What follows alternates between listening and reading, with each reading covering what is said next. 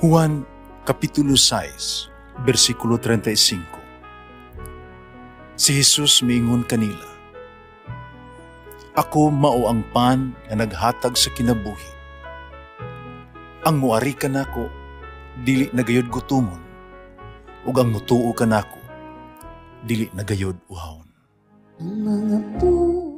Pan sa kinabuhi.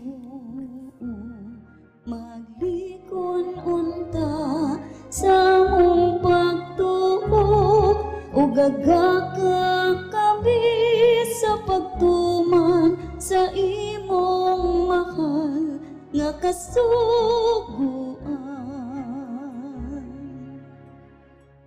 Ang Ginoo man kaninyo Santos nga Ebanghelyo sumala ni San Lucas. Si Herodes nga mao'y nagmando sa Galilea, nakadungog mahitungod sa tanang hitabo.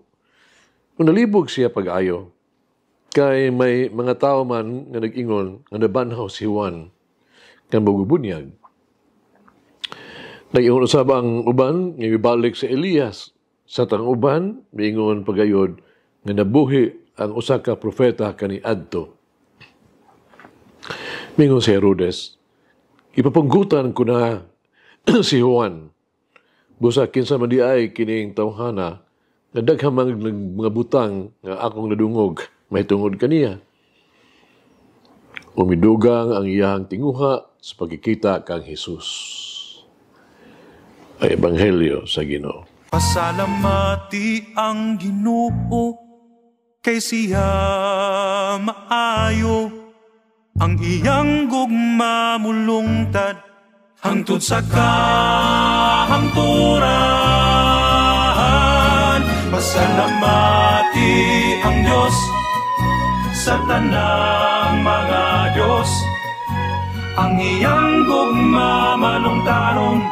Pasalamati ang Ginoo sa mga Ginoo. Ang iyang gugma malungtaron.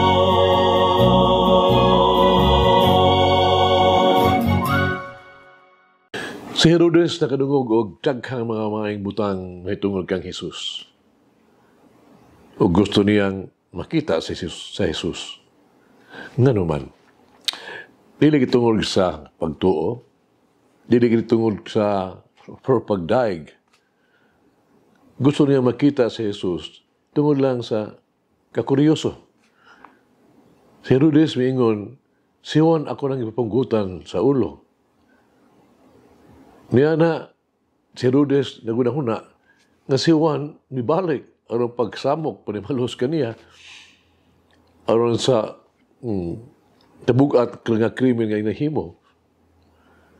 Busa gusto niyang makita si Jesus. Mahibaluan kung kinsa gayod si Jesus. Udayon haron mawala ang iyang kahadlo o kahingawag kabalaka. Ebanghelyo karon ng adlaw naghagit kanato nga makaila o makita kang Jesus. Sa atong mahibaluan bahin kang Jesus.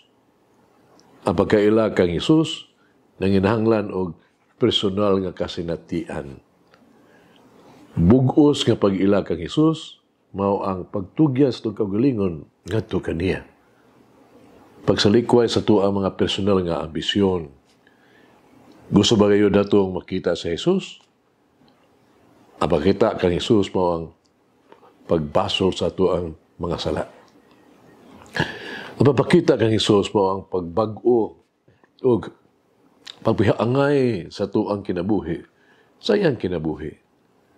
Ang pagkita kang Jesus mao ang pagpaminaw sa iyang mga pulong o pagbuhat sa iyang gipabuhat kanato iyang kabubuton.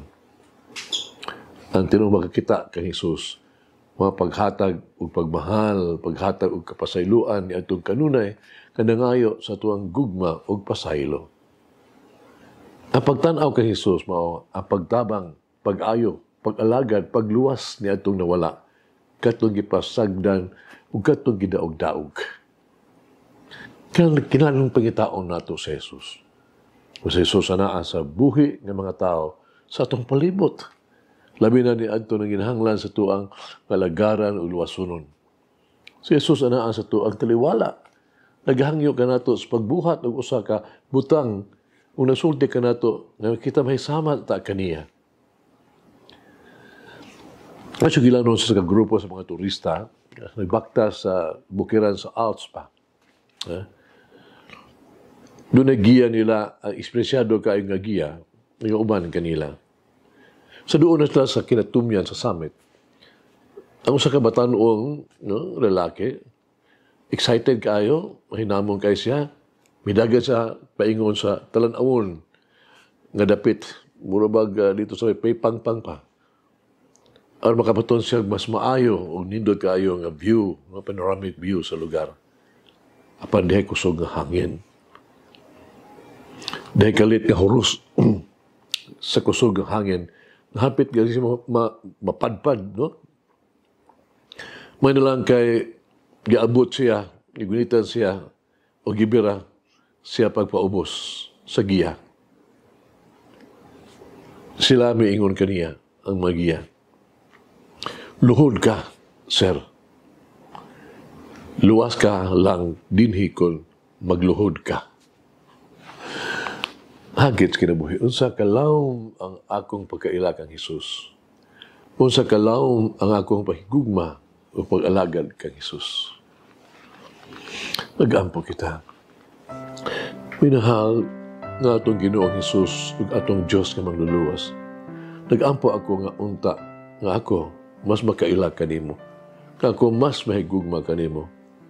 Ug aron ako mas makaalagad kanimo kanunay. Tuguti ako nga moalagad kanimo sa tanang mabaagi. Minahal nga Ginoong Hesus, ang mahigugmaong Dios. Tuguti ako nga itugyan ang akong kaugalingon kanimo. Tugyan ako ang tanan nga naa kanako ug kung unsa ako kanimo. Tabangi ako sa pagtuman sa imong tawag o sa mga sugo. Tuloy ako sa pagsunod sa imong kabubuton nga matulud-anon. Amen. Mama Mary, teach me to understand the vanity of all the earthly things. Malangin ang Diyos magagahom sa tanan, Amahan, Anak, Espiritu Santo. Amen. May the Lord of the divine mercy bless us all. Heal us from all diseases and suffering.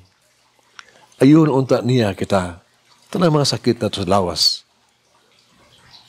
O sa kalag. Body and soul.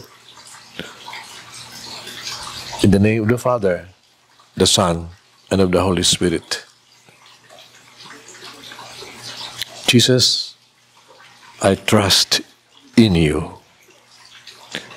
Amen. Whoever eats the bread of life will never hunger, says the Lord. Kay galaan inyong nabati ang pagpaambit ug hamubong pamalandong sa pulong sa Dios pinaagi sa tulumanon. Pan sa kinabuhi nga gidumala ni Monsignor Daddy Silva.